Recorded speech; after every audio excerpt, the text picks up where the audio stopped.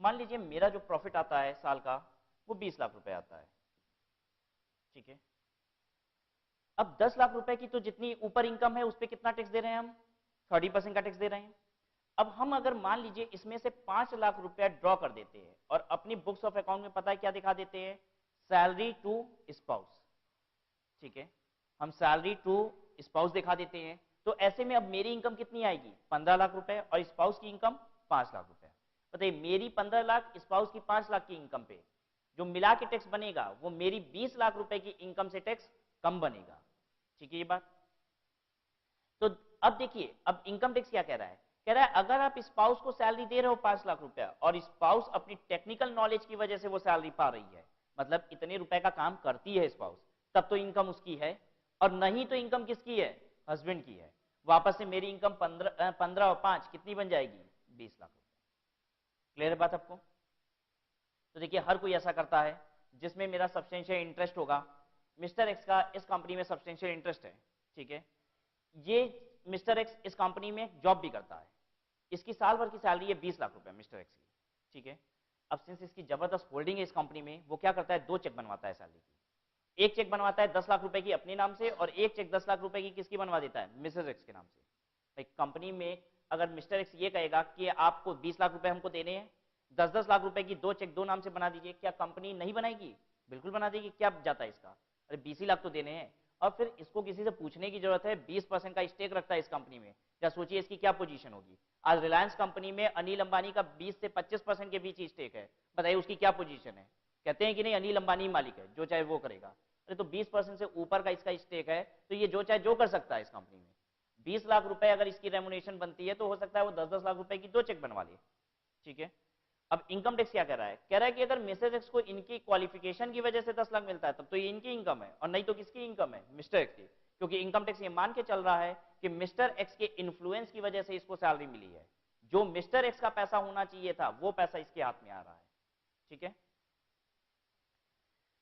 तो जनरली जब मेरा किसी भी कंपनी में इन्फ्लुएंस होता है तो हम ऐसे में क्या करते हैं, अगर हमें उस कंपनी से कोई इनकम आ रही है तो उस इनकम को डाइवर्ट करने की कोशिश करते हैं अपने स्पाउस के हाथ में। दूसरी बात देखिए, if husband and wife both have substantial interest in the concern, husband और वाइफ दोनों का सब्सटेंशियल इंटरेस्ट है कंसर्न में।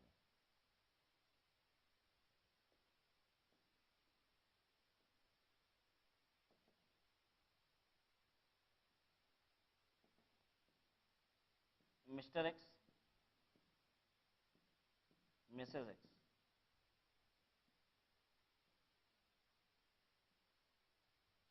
दोनों का सब्सटेंशियल इंटरेस्ट है एक्स लिमिटेड में, both are having substantial interest.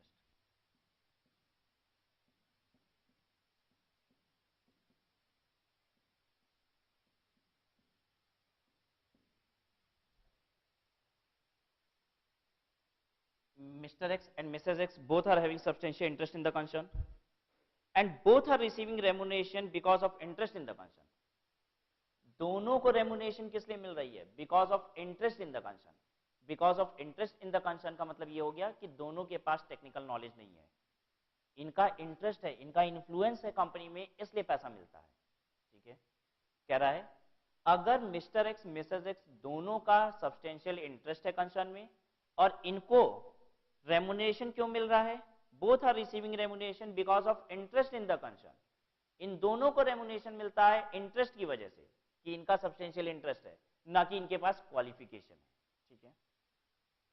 Mister x को और मिसेज एक्स को दोनों को सैलरी मिल रही है 5 लाख रुपया, और इसको मिसेज एक्स को ज्यादा दिला दें 6 लाख रुपया। दोनों को सैलरी मिल रही है, इसको 5 लाख रुपया, इसको 6 लाख रुपया, और दोनों अंगूठा छाप है, ठीक है। हाँ बस पहले का पैसा पड़ा हुआ था, सारा पैसा इस कंपनी में इन्वेस्टेड है, 20% से अधिक इनकी होल्डिंग है, और बिना मतलब इनको 5 लाख 6 लाख रुपए की सैलरी मिल रही है, ठीक है। Both are receiving remuneration because of interest in the concern, then the remuneration of both shall be clubbed in the hand of that spouse, दोनों की इनकम उसके हाथ में क्लब हो जाएगी whose total income is greater, जिसकी total income greater है before clubbing such income, तो दोनों की इनकम अलग अलग टैक्सेबल नहीं होगी, किसी एक की इनकम मानी जाएगी। किसकी इनकम मानी जाएगी? जिसकी इनकम अधिक है। जिसकी इनकम अधिक है बिफोर अप्लाइंग क्लबिंग प्रोविजन, मतलब अब इंटरेस्ट इनके पास और दूसरी इनकम बस इंटरेस्ट है, अंगूठा छाप है, कुछ करते तो है नहीं, बैंक में जो पैसा पड़ा है उस पर इंटरेस्ट आ जाता है और सैलरी निकाल लेते हैं यहां से बिना मतलब की। इसके पास इंटरेस्ट आता है साल का 25,000 रुपया का, और इसके हाथ में इंटरेस्ट आता है साल का 10,000 रुपया का। ठीक है, आपको अब ये बताना है कि किसकी इनकम कितनी होगी after clubbing. After clubbing mister x की इनकम, मिस्टर एक्स की इनकम, जिसकी इनकम ज्यादा है अदर देन क्लबिंग, जिसमें क्लबिंग वाले प्रोविजन को अप्लाई मत कीजिए, उसके अलावा किसकी इनकम ज्यादा है बताइए? मिस्टर एक्स की इनकम ज्यादा है 25,000 रुपया। अब 25,000 रुपया मिस्टर एक्स की इनकम ज्यादा है, इसलिए सैलरी की इनकम 11 लाख रुपया किसकी है? मिस्टर एक्स की है। 6 5 11, 11,25,000 रुपया, 11,25,000 रुपया। और मिसेज एक्स की इनकम कितनी? 10,000 रुपया।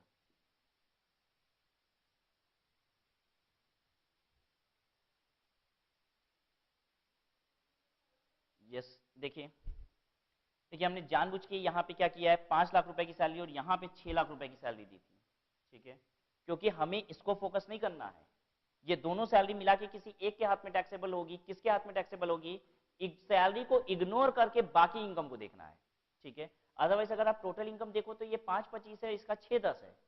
ठीक है, इससे मतलब नहीं है, हमको टोटल इनकम से थोड़ी ना देखना है क्लबिंग। क्लबिंग कैसे होगी? अदर देन क्लबिंग वाली इनकम, अदर देन क्लबिंग वाली इनकम देखिए किसकी अधिक है? किसकी अधिक है? मिस्टर एक्स की। इसके हाथ में सैलरी क्लब हो जाएगी। ठीक है, तो after clubbing the provision would be this.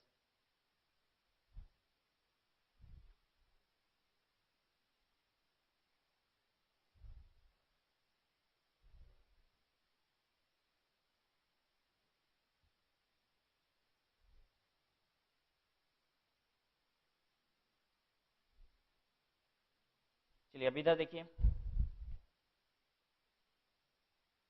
Suppose Mrs x जो हैं वो क्वालिफाइड है।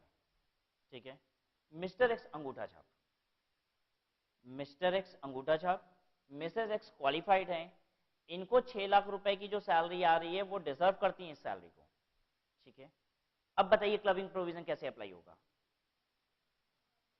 अगर किसी एक स्पाउस को उसके क्वालिफिकेशन की वजह से, देखिए अब इनको इनके क्वालिफिकेशन की वजह से आ रही है तो क्लबिंग प्रोविजन अप्लाई नहीं होता। ठीक है, यानी इसकी सैलरी तो किसकी है? मिसेज एक्स की। अब हम क्या कहेंगे? मिसेज एक्स का सब्सटेंशियल इंटरेस्ट है, और स्पाउस की इनकम क्यों आ रही है? Because of technical qualification? No. तो अब किसके हाथ में क्लब होगी? मिसेज एक्स के हाथ में। फिर से सुन लीजिए, अब हम लोग पॉइंट नंबर 1 वाली बात करने लग गए कि but that portion of salary of spouse which is due to application of technical और प्रोफेशनल नॉलेज और experience shall not be clubbed. इनकी टेक्निकल क्वालिफिकेशन की वजह से है तो ये कहीं और क्लब नहीं होगी, ये इन्हीं की इनकम। ठीक है, और अब इनके इनकम के लिए हम क्या बोलेंगे? हम कहेंगे इनकी कोई टेक्निकल क्वालिफिकेशन नहीं है, इनका क्या है? Substantial interest. ये इनकम उठ के इनके हाथ में आ जाएगी, और अब इनकम बन जाएगी 6 5 11,10,000 रुपया, और इनकी इनकम 25,000 रुपया। ठीक है, ये बात। दोनों को अगर टेक्निकल क्वालिफिकेशन नहीं होती, दोनों के पास प्रोफेशनल नॉलेज नहीं होती, और फिर भी सैलरी इनको मिलती है, तो ऐसे में क्लबिंग प्रोविजन कैसे अप्लाई होता है? जिसकी बाकी इनकम ज्यादा। ठीक है, जिसकी बाकी इनकम ज्यादा। लेकिन अगर एक के पास टेक्निकल क्वालिफिकेशन है तो उसकी इनकम उसी की इनकम, और जिसके पास टेक्निकल क्वालिफिकेशन नहीं है उसकी इनकम उसके हाथ में क्लब होगी जिसके पास सब्सटेंशियल इंटरेस्ट है। ठीक है, ये बात सब बात कर रहे हैं, सब बात कर रहे हैं, आप चिंता मत कीजिएगा। ठीक है, दोनों के पास अगर टेक्निकल क्वालिफिकेशन है तो दोनों की इनकम अपनी अपनी इनकम है। अरे ये भी पढ़ा लिखा है, ये भी पढ़ा लिखा है, ये थोड़ा सा कम पढ़ा लिखा है, या बराबर पढ़े लिखे हैं, ये थोड़ा कम समझदार है, ये ज्यादा समझदार है। ठीक है, ये दोनों प्यार किए थे। ठीक है, ये रैंक 1 लाता था, ये रैंक 2 लाता था। ठीक है, दोनों रैंक 1 रैंक 2 शादी कर लिए, जब नौकरी मिली, क्वालिफिकेशन बराबर है, इसको 6 लाख रुपया मिला, इसको 5 लाख रुपया मिला। 5 लाख रुपया इसकी इनकम है, 6 लाख रुपया इसकी इनकम है, दोनों अपनी अपनी ताकत से पैसा पा रहे हैं। ठीक है, क्लबिंग की बात तभी आएगी जब आपकी क्वालिफिकेशन वो सैलरी डिजर्व नहीं करती है। ठीक है, सब्सटेंशियल इंटरेस्ट का मतलब क्या होता है? कंपनी के लिए if individual along with relative hold not less than 20% equity share beneficially. Substantial interest का मतलब होता है कि अगर आप रिलेटिव के साथ मिला के 20% शेयर होल्ड करते हो। जब बताइए मिस्टर एक्स का एक्स लिमिटेड में 10% शेयर है और मिसेस एक्स का भी 10% शेयर है, क्या इन लोग का सब्सटेंशियल इंटरेस्ट है एक्स लिमिटेड में? हाँ है। मिस्टर एक्स के रिलेटिव को मिला के देखो इनका कितना इंटरेस्ट है 20%, और मिसेस एक्स का रिलेटिव मिला के देखो कितना है 20%, दोनों का सब्सटेंशियल इंटरेस्ट है। बात समझ में आ रही है कि नहीं? जब बताइए मिस्टर एक्स का 19% शेयर है इसमें, मिसेस एक्स का 1% शेयर है, दोनों का सब्सटेंशियल इंटरेस्ट है। अरे अलॉन्ग विथ रिलेटिव देखा जाता है, ठीक है, दोनों का सब्सटेंशियल इंटरेस्ट है। फॉर अदर मतलब अगर कंपनी नहीं है तो सब्सटेंशियल इंटरेस्ट किसे कहा जाता है? If individual along with relative is entitled to at least 20% of profit. किसी और एंटिटी में अगर आप 20% से अधिक प्रॉफिट रखते हो तो आपका सब्सटेंशियल इंटरेस्ट कहलाता है। जैसे पार्टनरशिप फर्म में आपका सब्सटेंशियल इंटरेस्ट कब कहलाएगा? जब आपको 20% से अधिक प्रॉफिट मिलता है उसमें, ठीक है। Note, relative means husband, wife, brother और सिस्टर, एनी लीनियर असेंडेंट और डिसेंडेंट ऑफ द इंडिविजुअल। कहता है रिलेटिव का मतलब होता है हस्बैंड वाइफ, ब्रदर सिस्टर और ऊपर की पीढ़ी नीचे की पीढ़ी। ऊपर की पीढ़ी फादर से चलती है और नीचे की पीढ़ी बेटे से चलती है, ठीक है। कहने का मतलब लीनियर असेंडेंट जब हम बोलते हैं तो इसका मतलब होता है फादर मदर, लेकिन अब उसके ऊपर कहां से जाएंगे? फादर से, ठीक है। अब उसके ऊपर की पीढ़ी देखेंगे फादर के ऊपर से, मतलब ग्रैंडफादर, ग्रैंडमदर, ठीक है। नीचे की पीढ़ी का मतलब क्या होता है? लीनियर डिसेंडेंट, बेटा बेटी, लेकिन अब और नीचे कहां से जाएंगे? बेटे के थ्रू, ठीक है। अब बेटे का बेटा बेटी यानी कि पोता पोती। Any income arising from the accumulated income of such property is not includable in the income of the transferor. Income on original transfer only has to be clocked.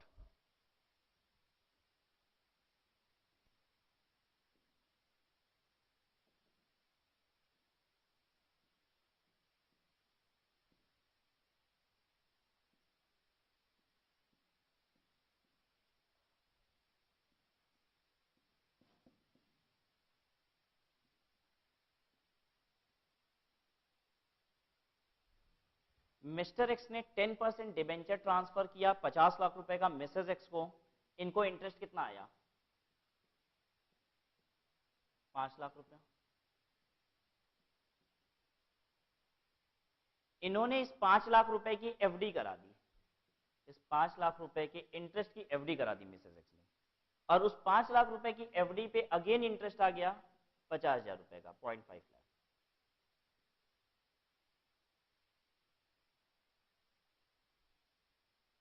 ठीक है। अब हम लोग क्लबिंग प्रोविजन सीख रहे हैं, क्या चीज क्लब करेगा? ये 5 लाख रुपए की इंटरेस्ट की इनकम मिस्टर एक्स की है और ये 0.5 लाख वाली इनकम मिसेस एक्स की है। Clubbing provision income on income पे अप्लाई नहीं होता। क्लबिंग प्रोविजन किस पे अप्लाई होता है? इनकम पे अप्लाई होता है, ठीक है। क्लबिंग प्रोविजन अप्लाई होता है income on asset transferred. Asset transfer हुई है ये डिवेंचर, इसकी जो इनकम होगी वही क्लब होगी, ठीक है।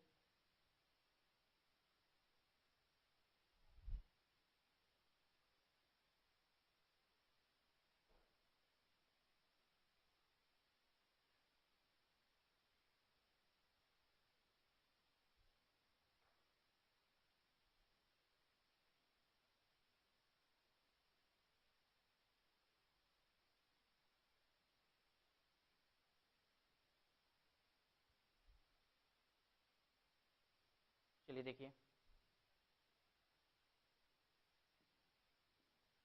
बता दें इसे।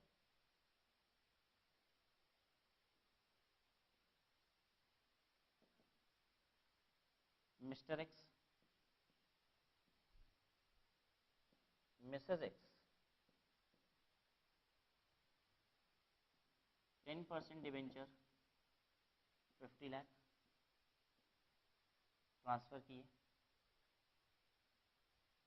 इन्होंने डिवेंचर को रिडीम कर लिया, डिवेंचर रिडीम्ड, और उससे 50 लाख रुपए की एफडी करा ली। 50 लाख रुपए की एफडी पे 5 लाख रुपए का इंटरेस्ट रिसीव हुआ।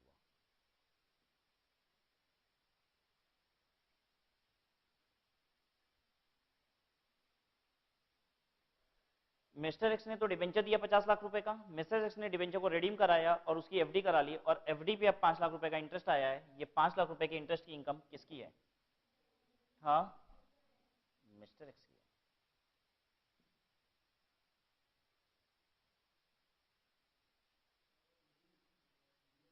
सब बात कर रहे हैं आपसे, सब बात कर रहे हैं। पहले ये बताइए, is it 5 lakh rupees income on income?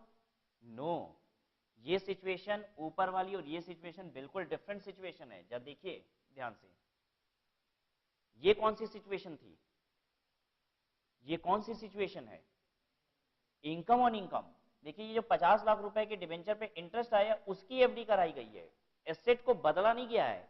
अगर हम एसेट को बदलते जाएंगे तो भी इनकम क्लब होती जाएगी, उस इनकम पे इनकम अगर आएगी और वो इन्वेस्ट होगी, वो वाली इनकम क्लब नहीं होगी।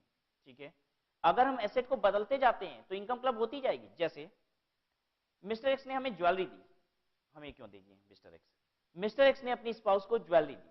ठीक है, मिसेज एक्स ने ज्वेलरी को बेच दिया और उससे डिबेंचर खरीद लिया, डिबेंचर पे इंटरेस्ट आएगा, किसकी इनकम? मिस्टर एक्स की। अरे ये तो एसेट का फॉर्म बदल रहा है, एसेट बदल देने से इनकम क्लबिंग बंद नहीं होगी, अदरवाइज तब तो हम यही करते। क्लबिंग, हमको अगर क्लबिंग से बचना होता हम क्या करते? हमको मालूम है कि मिसेज एक्स से पूछते आपको क्या करना है, वो कहते डिबेंचर खरीदना है, हम एफडी करा के दे देते, कहते जाओ मैच्योर करा लो अब और जाके डिबेंचर खरीद लो। ठीक है, मिसेज एक्स कहते कि हमको तो ज्वेलरी खरीदनी है। ठीक है, तो हम कहते लेकिन हम तुमको ज्वेलरी नहीं देंगे, हम तो डिबेंचर देंगे।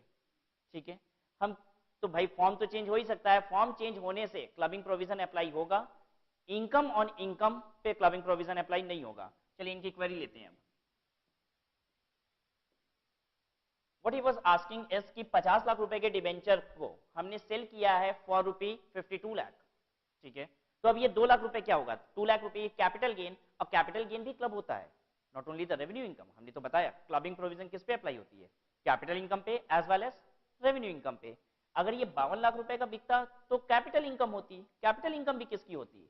मिस्टर एक्स की। ठीक है, अब 52 लाख रुपए की एफडी कराई गई, अब 52 लाख रुपए की एफडी कराई गई, ध्यान दीजिए 50 लाख रुपए की एफडी का इंटरेस्ट क्लब होगा, 2 लाख रुपए की एफडी का इंटरेस्ट क्लब नहीं होगा, क्योंकि इनकम पे इनकम आ रहा है। बात समझ में आ रही है कि नहीं? Income on income shall not be club. फिर से हम रिपीट करते हैं, ध्यान दीजिए इस बात पे। मिस्टर एक्स ने डिबेंचर दिया मिसेज एक्स को 50 लाख रुपए का, मिसेज एक्स ने 50 लाख रुपए के डिबेंचर को सेल किया 52 लाख में। ठीक है, अब 2 लाख रुपीस कैपिटल गेन है, कैपिटल गेन क्लब हो जाएगी मिस्टर एक्स के हाथ में। अब 52 लाख रुपए की मिसेज एक्स ने एफडी करा दी। ठीक है, तो 52 लाख रुपीस पे अब इंटरेस्ट आने लग गया। 50 लाख रुपए पे जितना इंटरेस्ट आ रहा है वो एसेट का फॉर्म चेंज होने की वजह से आ रहा है, क्लब हो जाएगा। ठीक है, 2 लाख रुपए पे जो इंटरेस्ट आ रहा है वो इनकम पे इनकम आ रहा है, जो क्लब नहीं होगा। ठीक है, ये बात पढ़िए। Any income arising from the accumulated income of such property, अगर आप प्रॉपर्टी पे इनकम एक्यूमुलेट करते हो और उस पे इनकम जनरेट करते हो, is not includable in the income of transferor. Income on original transfer has only to be clubbed.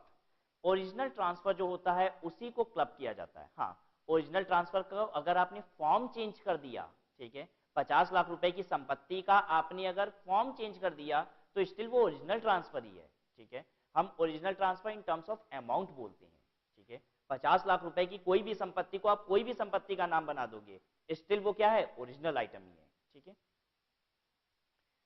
under the above provision, if income of one person is to be clubbed in the hands of another person, then in the case of loss, the loss shall also be clubbed. क्या मतलब है? देखिए,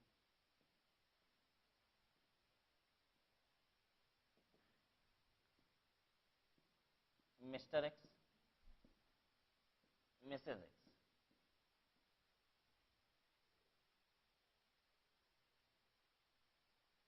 देखिए mister x already 20 lakh रुपए earn करते हैं, 20 लाख रुपए इनकी इनकम है।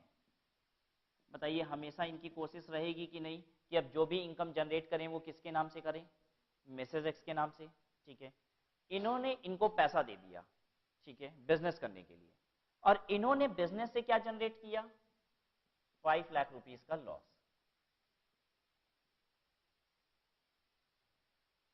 ठीक है, अगर अब ये क्लबिंग प्रोविजन इनके ऊपर लगा दी जाए, ठीक है, तो क्लबिंग प्रोविजन हमेशा लगा के सरकार को फायदा होता है कि घाटा होता है, ये बताइए। फायदा होता है। क्लबिंग प्रोविजन गवर्नमेंट लगाती है तो उसे फायदा होता है, टैक्स ज्यादा मिलता है। ठीक है, अब अगर क्लबिंग प्रोविजन न लगाया जाए, एक सेकंड, क्लबिंग प्रोविजन न लगाया जाए तो मिस्टर एक्स से 20 लाख पे टैक्स ले लिया जाएगा और मिसेस एक्स का टैक्स निल। ठीक है, लेकिन अगर क्लबिंग प्रोविजन लगा दिया गया तो मिस्टर एक्स से कितनी इनकम पे टैक्स मिलेगा, 15 लाख। बताइए अब क्लबिंग प्रोविजन लगना चाहिए कि नहीं लगना चाहिए? हाँ लगेगा। अगर गवर्नमेंट कहती है इनकम हम क्लब करेंगे तो लॉस भी क्लब करना पड़ेगा, क्योंकि इनकम कैन बी पॉजिटिव और निगेटिव। ध्यान दीजिएगा, इनकम टैक्स में अगर किसी भी एक पर्टिकुलर आइटम को इनकम कहा जाता है तो वो प्रॉफिट भी हो सकता है, लॉस भी हो सकता है।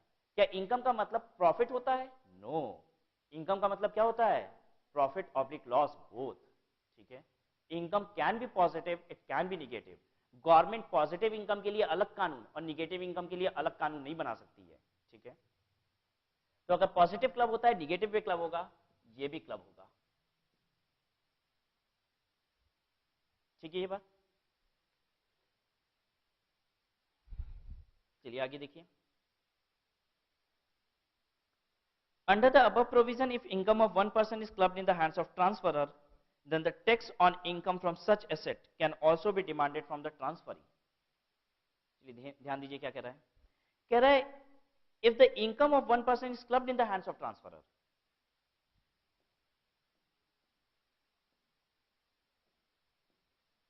Mr. X, Mrs. X,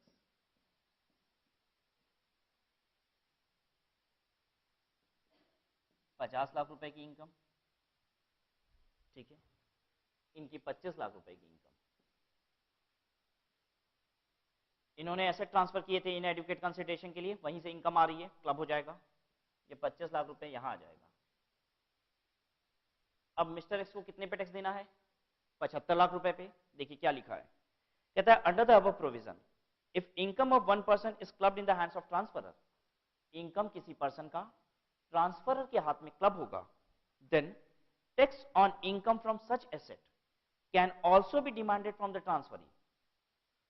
जो इनकम इनके हाथ में क्लब हो रही है, इसका टैक्स मिसेस एक्स से भी डिमांड किया जा सकता है। इसका क्या मतलब है,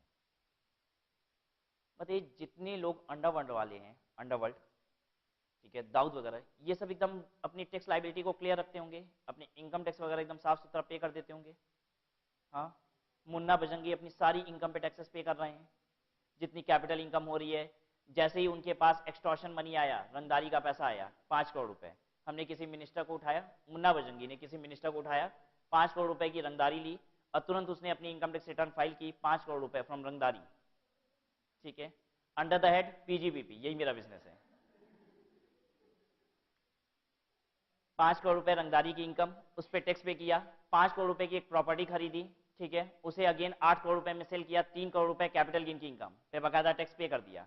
ऐसा होता है क्या? नहीं। देखिए जितने भी अंडरवर्ल्ड वाले हैं, ये सब क्या करते हैं, हमेशा प्रॉपर्टी अपनी रिलेटिव्स के नाम से खरीदते हैं, मेनली अपनी स्पाउस के नाम से खरीदते हैं। रीजन बीइंग कि अगर कभी भी ये ट्रैप होते हैं, इनके ऊपर केसेस चलता है, तो इनकी तुरंत सारी प्रॉपर्टी इनके नाम से जो भी है वो सीज कर ली जाएगी। ठीक है, तो वो लोग क्या करते हैं, सारी प्रॉपर्टी अपनी स्पाउस के नाम से खरीदते हैं। अब इनकम सारी किसके हाथ में आ रही है, स्पाउस के हाथ में। क्लब किसके हाथ में होगी, मिस्टर एक्स। अब ऐसे समझिए, मुन्ना बजरंगी, ठीक है, मिसेस मुन्ना बजरंगी, ठीक है, इनकम जितनी आ रही है वो किसकी हो गई, मिस्टर मुन्ना बजरंगी। ठीक है, अब गवर्नमेंट को टैक्स लेना है मिस्टर मुन्ना बजरंगी से, मुन्ना बजरंगी मिलते ही नहीं है, वो तो अंडरग्राउंड है। अरे क्लब हो के क्या होगा, क्लब हो के क्या होगा, मुन्ना बजरंगी मिलेंगे तब तो टैक्स लेंगे। गवर्नमेंट अब क्या कहती है, कहती है अगर आपके हाथ में कोई इनकम आ रही है, वो क्लब तो होगी मुन्ना बजरंगी के हाथ में, लेकिन जो इनकम आपके हाथ में आ रही है, इसका टैक्स हम आपसे भी मांग सकते हैं।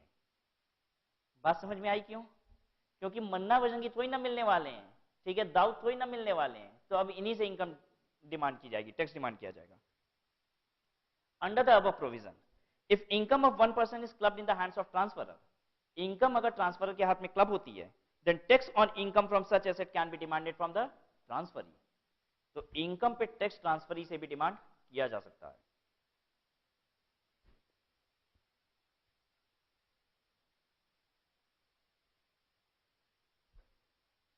Now income from minor child,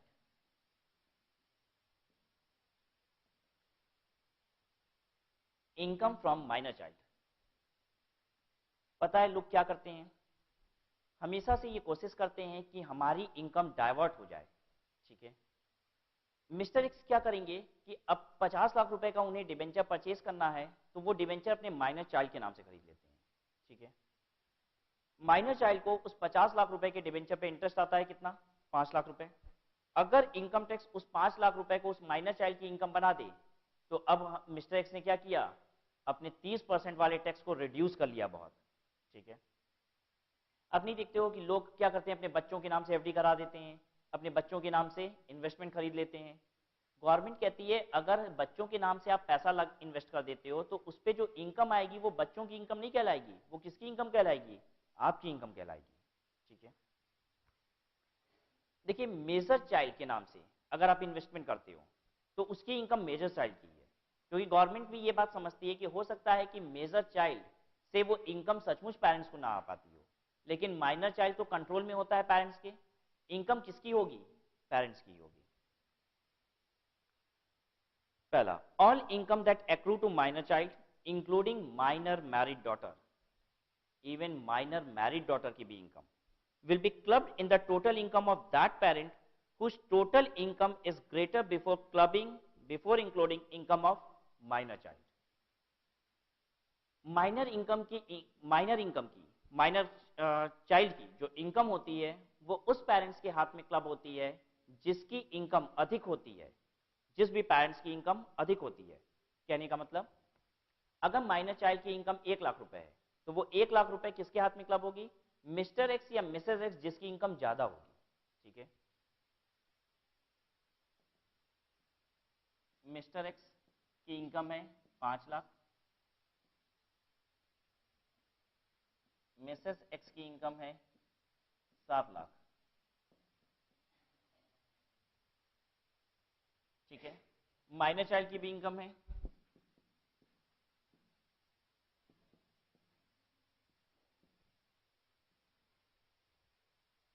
minor child की इनकम है 2 लाख रुपया, किसके हाथ में क्लब होगी माइनर चाइल्ड की इनकम, मिसेस एक्स के हाथ में। ये 2 लाख रुपए मिसेस एक्स के हाथ में जोड़ दिया जाएगा, ठीक है। देखिए एक बार जिस पेरेंट्स के हाथ में इनकम जोड़ दी जाती है, हर साल उसी के हाथ में इनकम जोड़ी जाती है। जब पहली बार माइनर चाइल्ड के हाथ में इनकम आती है तो उस साल बस ये देखा जाता है किस पेरेंट की इनकम ज्यादा है, ठीक है। आज पहली बार माइनर चाइल्ड के पास इनकम आई है, अब ये किसके हाथ में जुड़ गई, मिसेस एक्स के हाथ में। अगले साल क्या होता है, मिस्टर एक्स की इनकम है 8 लाख रुपया, मिस्टर एक्स की इनकम बढ़ गई है और मिसेस एक्स अभी भी वही 7 लाख पे ही है। अगले साल ये 2 लाख रुपए फिर माइनर चाइल्ड को भी आता है। अब अगले साल माइनर चाइल्ड की इनकम 2 लाख किसके हाथ में क्लब होगी, मिसेस एक्स के हाथ में।